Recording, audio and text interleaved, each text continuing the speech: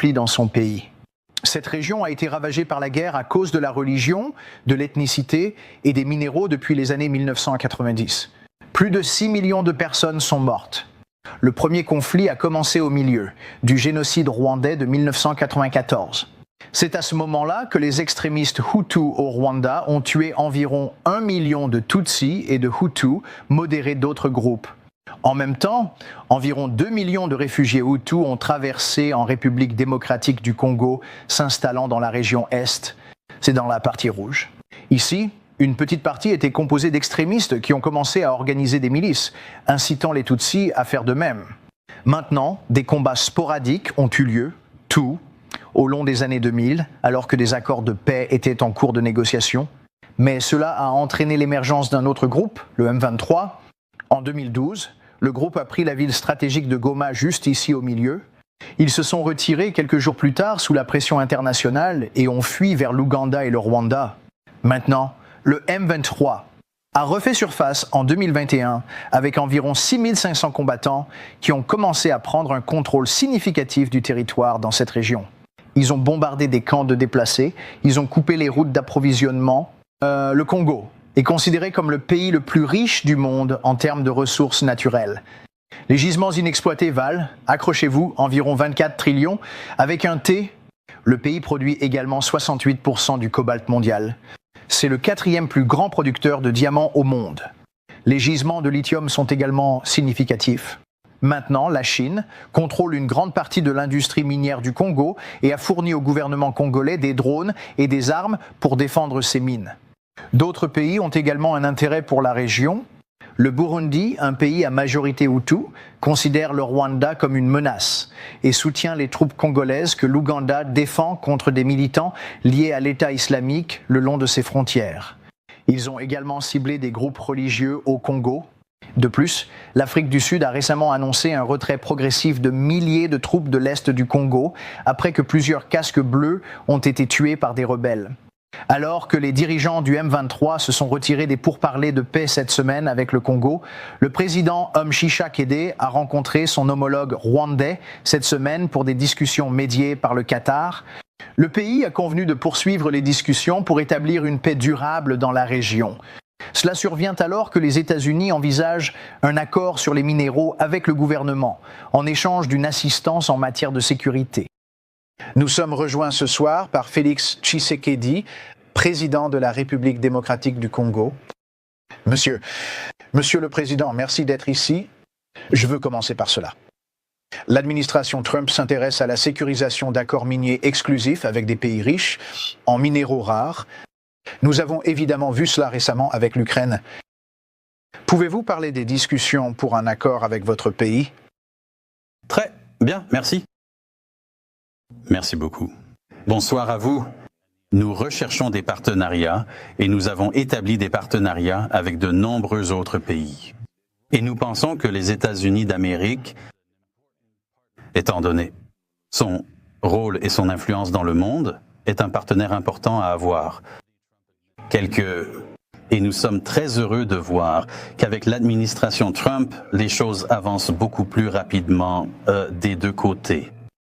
Les gisements inexploités valent environ 24 trillions de dollars. Que faudrait-il pour faire avancer cette relation? Nous voulons extraire ces minéraux, mais aussi les traiter, car cela créerait beaucoup d'emplois. Et nous voulons un partenariat qui garantisse une paix et une stabilité durable pour nos pays, ce dont nous avons besoin. C'est un endroit dangereux, le Congo. Comment un État américain comment une entreprise peut-elle garantir la sécurité sur le terrain? Nous pouvons renforcer nos capacités de défense et de sécurité. Et je pense que les États-Unis peuvent utiliser soit la pression, soit des sanctions pour s'assurer que les groupes armés qui se trouvent en RDC peuvent être tenus à distance. Monsieur le Président, les États-Unis s'inquiètent de l'influence de la Chine en Afrique, en particulier en RDC. Comment géreriez-vous cette relation avec Pékin tout en maintenant des liens avec les États-Unis, que vous voulez évidemment élargir? Là, naturellement, notre monde est divisé. La nature a horreur du vide, comme dit le proverbe. Ce n'est pas que la Chine est en pleine expansion. En Afrique. C'est plutôt que l'Amérique est en déclin en Afrique et nous serions très heureux d'avoir nos amis américains ici qui étaient plus présents que la Chine dans les années 70 et 80. Comment pensez-vous qu'un accord sur les minéraux, s'il se concrétise, bénéficierait aux Américains? Les entreprises de la Silicon Valley, société, savoir exactement ce que je veux dire. Et donc, je pense que ce partenariat aidera ces industries à développer des produits de plus en plus innovants. Je veux que vous abordiez, si vous le pouvez, et que vous parliez des combats dans l'Est de la RDC et comment comptez-vous les résoudre? La RDC a un pays voisin appelé le Rwanda, qui, il y a environ 30 ans, a connu un génocide. La communauté internationale, à l'époque, nous a demandé d'ouvrir nos frontières pour accueillir des flots de réfugiés qui fuyaient les combats et les massacres. Et depuis lors, malheureusement, la situation infernale qui régnait au Rwanda à l'époque a infiltré la République démocratique du Congo. C'est pourquoi nous insistons pour avoir des sanctions. Dernière chose, monsieur.